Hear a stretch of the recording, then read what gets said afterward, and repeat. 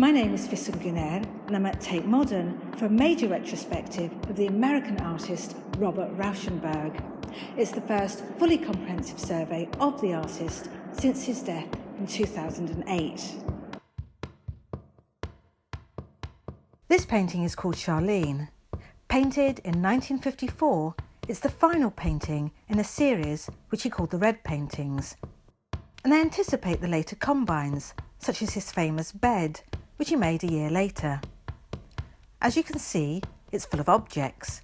A battered umbrella, which looks like a colour wheel, the kind that artists use.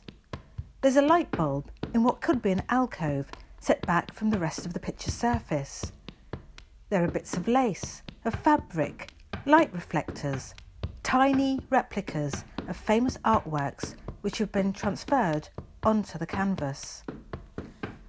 And it all comes together incredibly harmoniously. It's a crowded canvas with all this thick gestural brushwork, but you never get a sense of chaos.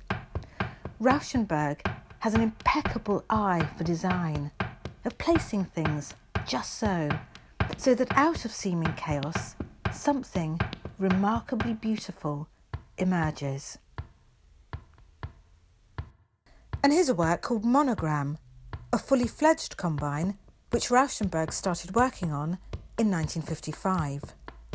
It's a stuffed goat, its face splattered with paint and with a tyre girdling its middle. And there are other objects and images from magazines transferred onto the platform on which the goat stands. The critic, Robert Hughes, said that this was a work about sex, the goat a symbol of lust, and the tyre, well, that's a rather obvious one. This rather magnificent assemblage is called Oracle, and it was made with the engineer Billy Kluver. It's a kinetic sculpture, which actually doesn't do much moving, but everything is on wheels. There's a ventilation duct in a metal tub, and there's water flowing through the funnel. There's a massive exhaust pipe propped on an axle and two spindly pram wheels. Here's a rickety window frame on casters with a ventilation duct bolted onto one side. A car door, stripped of paint, and a sheet of crushed metal balanced elegantly on a wheeled typewriter table. There are 5 hidden remote-controlled radios.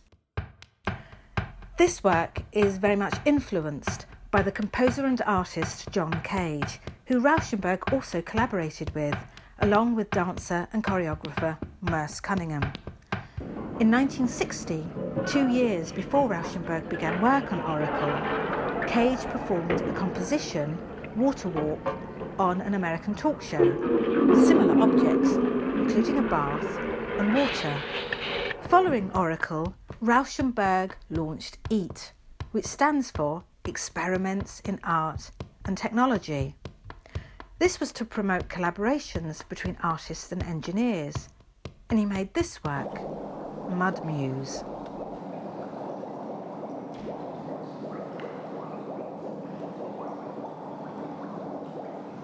One of the high points of Rauschenberg's enormous creative output are his silkscreens.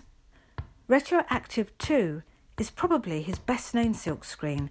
It appears on the cover of the exhibition catalogue. Here we see President Kennedy, an image Rauschenberg uses repeatedly in other works, plus a reference to the 60s space race. There are other disparate elements too. A glass of water in the upper corner. A smudgy detail from a Rubens painting, Venus in front of a mirror. There's just so much to see here. This is an exhibition so full of Rauschenberg's sheer inventiveness. And also what comes across as well is his sheer generosity of spirit.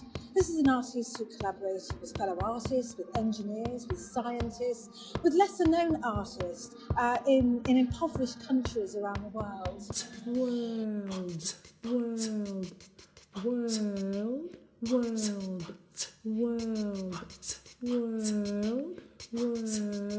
Once upon a time, upon a time, upon a time, once upon a time, the world was round.